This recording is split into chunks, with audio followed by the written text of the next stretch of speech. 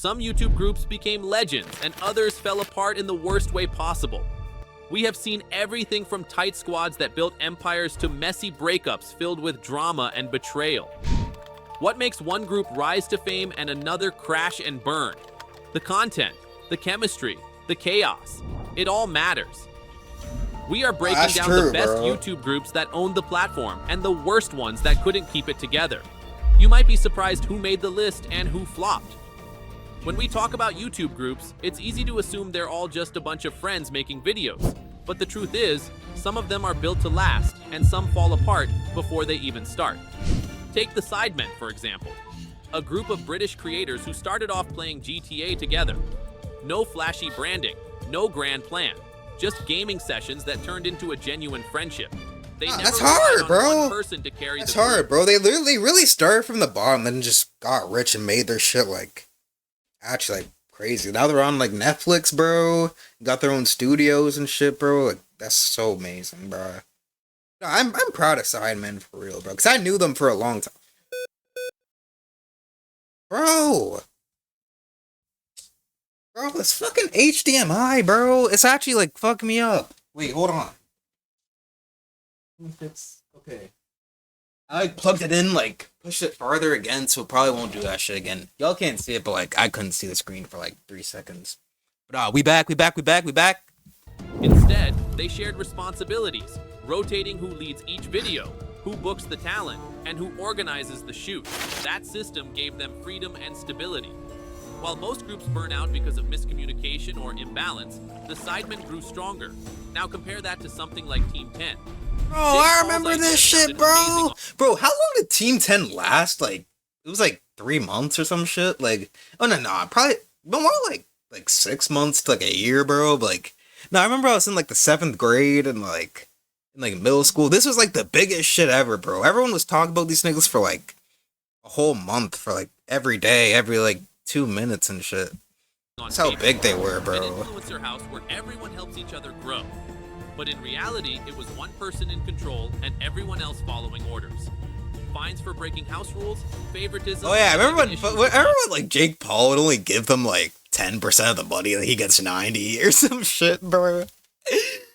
Bro, that's actually crazy, bro. I remember that. Bro, this is a long gone group now.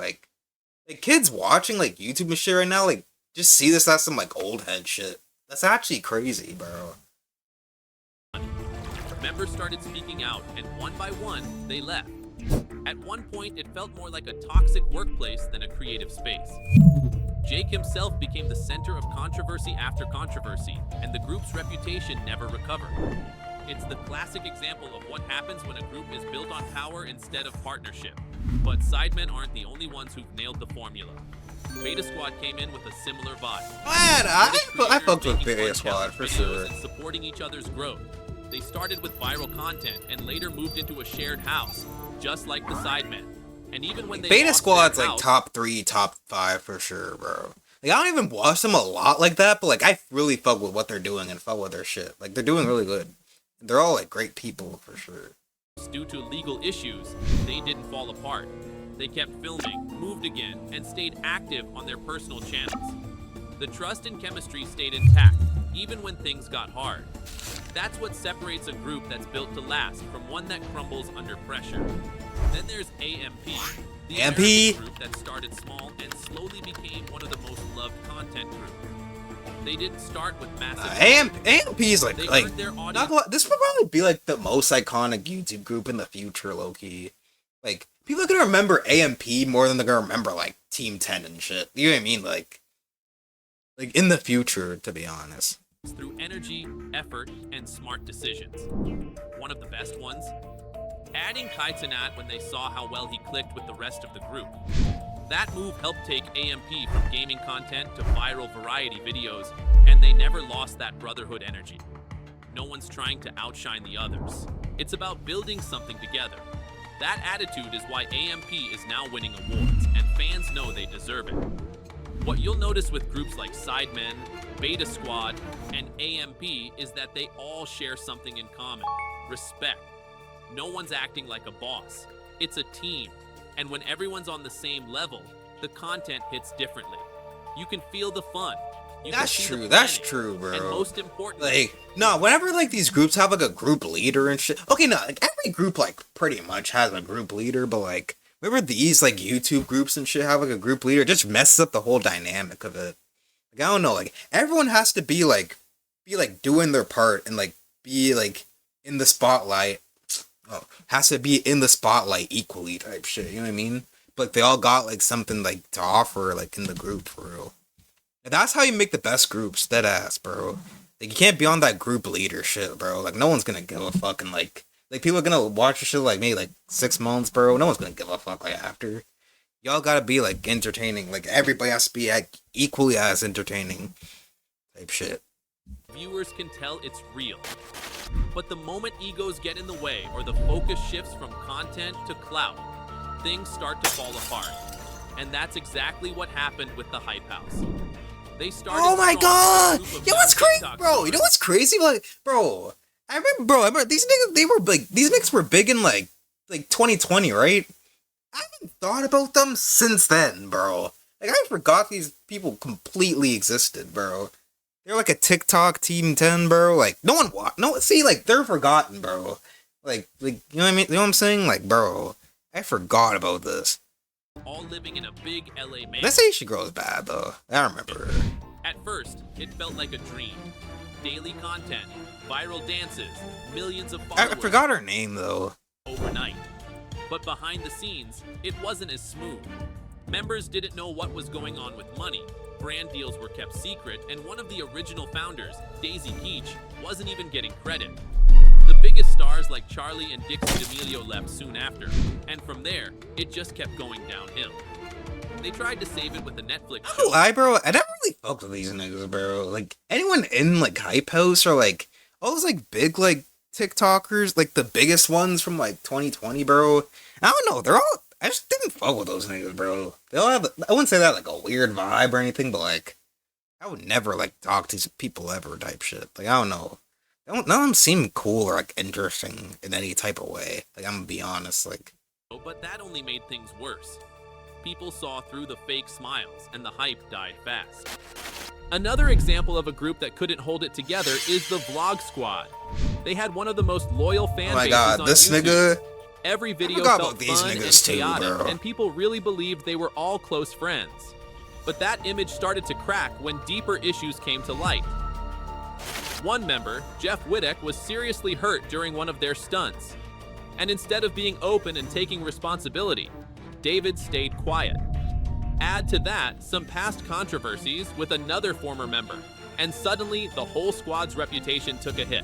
And once that happens, it's nearly impossible to fix. But not every group that faces drama falls apart. Oh, Offline yeah, TV has I its remember share of that problems, shit. too. Like, oh yeah, that's why, like, I remember that situation. That's why, like, David Dobrik got canceled. You know, I haven't heard of any of them, like, since, like, 2021 or something. That's crazy, bro. But no, I remember that, all those situations and shit. In 2020, 2 members came forward about uncomfortable experiences with another housemate, which could have ended the group right there. But instead of hiding it, they addressed it directly. The person involved was removed, and the rest of the group supported each other. They bounced back by being honest and showing real care for one another. That kind of honesty kept their fans loyal. I don't know these people, to be honest. Even as members came and went, the group stayed strong because the bond was real, not forced. Meanwhile, the Bob House took controversy and ran with it, but in the worst way. They chased clout by doing Okay, anything I'm to gonna go say something, bro. Why is this shit a thing, bro? And they're just so fucking weird, bro. Like, what? And no, and I literally just saw that, like, apparently, like, Sophie Rain's, like 23 or 24 or some shit. And, like, she's telling the internet that she's 20 years old. Like what, nigga? Bro, and, like, that shit with, like, that other girl with, like, her little brother and shit, bro. Like, yeah, there's just too much weird shit with it, bro. Like, nah. viral, even working with underage influencers for shock value. At first, it worked. They grew fast. But once people started calling them out, their growth stopped cold, and the whole thing collapsed in just a few months. It showed what happens when a group is only focused on attention, not the actual content or community they're building. And then there's FaZe Clan, a group that was once seen Bro, as the top gaming. I forgot this nigga Bronny was in FaZe Clan, bro. He might still be in it, but he's just not like a main, like, he's one of those like people that just has in their name, but like not actually in it. But like, bro, I forgot.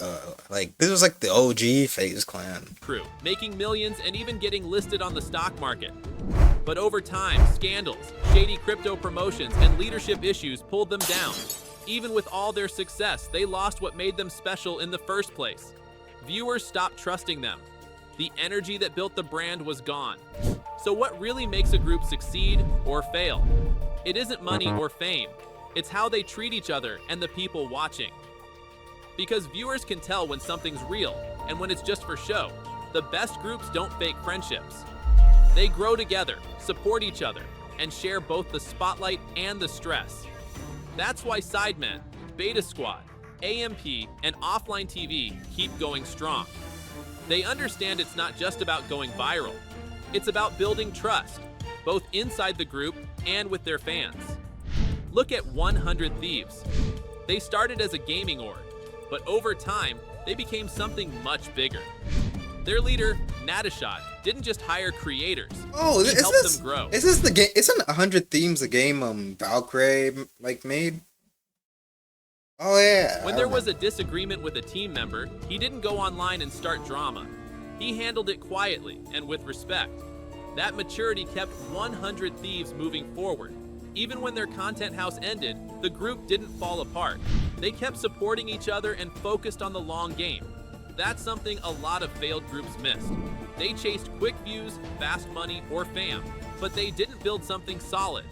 Once the hype faded or problems popped up, there was nothing left to hold it together.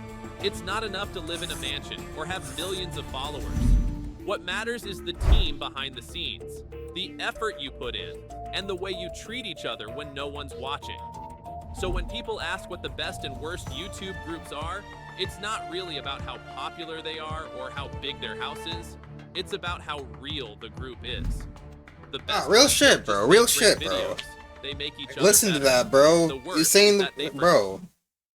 That's good shit, bro. W video. Let me give it a like. I'll even subscribe too. You know, supporting small channels and shit. Trying to get you to 500 subs, my boy. Craven, fuck with you, gang. All right.